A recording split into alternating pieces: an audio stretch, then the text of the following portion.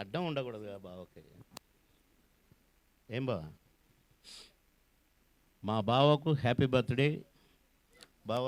Many many happy returns of the day. God bless you బా. మా journey వర్ణనాతీతమైన journey. అసలు నేను ఒక షూటింగ్కి వెళ్ళాను.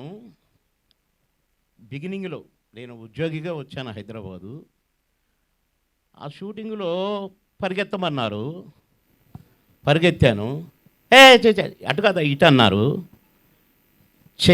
What is this? నేను ఒక ఆఫీసర్ ఉద్యోగం చేసుకుంటూ ఈ సినిమాలో దేవదు, నో యాక్టింగ్ అని డిసైడ్ అయిన తర్వాత ఒక 3 monthsకు నాకు ఎట్లొచ్చిందో ఒక పిలుపు వచ్చింది ఒక సినిమాలో నటించడానికి.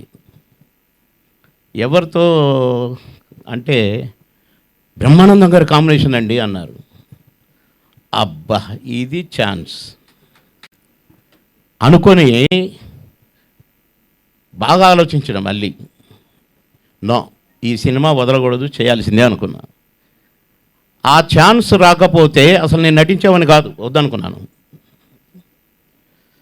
సరదాగా నాటకాలు వేసేది, స్టూడెంట్గా బయట నాటకాలు వేసేది, ఓకే అనుకున్నాను. కానీ ఆ సినిమాలో నేను నటించకపోతే అసలు నేను స్టార్ని అయ్యేవాడినే కాదు.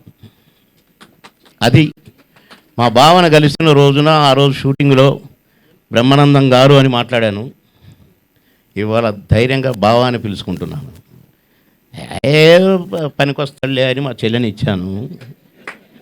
సరే ఓకే పర్వాలేదు బావా. కనుక నా బావ గురించి పొగిడితే దిష్టి తగులుతుంది. మా బావ ఏంటో నాకు తెలుసు, మీకు తెలుసు. ఆకాశం అంత బావ మా బావ.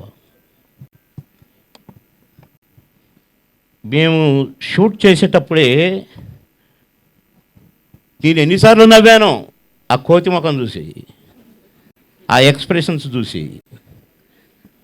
మేము ఎంజాయ్ చేస్తూ నటించాము. నాకంటే సీనియర్ అని నేను ఎప్పుడూ అనుకోలేదు. అంత బాగా కలిసిమెలిసి ఒక ఫ్యామిలీ మెంబర్స్ లాగా. అసలు నైట్ అండ్ డే పరిగెత్తి ఎటు పరిగెత్తామో, ఏం చేశామో. 6 షిఫ్ట్లు పనిచేస్తూ మళ్ళీ మీ ముగ్గురం కలుసుకోగానే అసలు నేను, నా కోటన్న, మా బావ. ప్రొడ్యూసర్లు కొంతమంది మా మీద కోపం వచ్చేది. మేము రాజమండ్రిలో ఉన్నాం అనుకోండి, 3 రూములు వరుసగా ఉండేవి. వైజాగ్లో ఉన్నాం అనుకోండి, 3 రూములు వరుసగా ఉండేవి. కానీ మేము మాత్రం ముగ్గురం ఒకటే రూమ్లో ఉండేది. ప్రొడ్యూసర్లు ఏమైనా మీరు ఒకే రూమ్లో ఉంటారు కదా, ఒకే రూమ్లో తింటారు, 3 రూములు ఎందుకు, 2 రూములు దండకు కదా అనేవాళ్ళు. అదే ఇది అనేది. కరెక్ట్గా భోజనాలు అయిపోయి ఇక మా గోలంతా అయిపోయాక, గోలంత అంటే తాగుడు గీగుడు అనుకున్నారు. ఇక మా అల్లరి ఎంజాయ్ చేసి చాలేరా అని ఆయన అనేవాడు, ఏరే కోట అని ఈయన అనేవాడు. మధ్యలో నేను ఎంతో జాయ్ఫుల్గా ఉండేది మా షూటింగ్. మేము ఎంత అలసిపోయినా కూడా అలసట మాకు వచ్చేది కాదు మేము ముగ్గురం ఉంటే. అలా ఎన్ని ఎన్ని ఎన్ని ఎన్నెన్ని మా బావతో జ్ఞాపకాలని చెప్తే మీకు బోరు కొట్టుద్ది. ఏంటి ఈ సోదబాబమోన అని అనుకుంటారు. కాబట్టి నేను ముగిస్తూ నా బావని మరొకసారి ఆ భగవంతుడు దీవించాలి.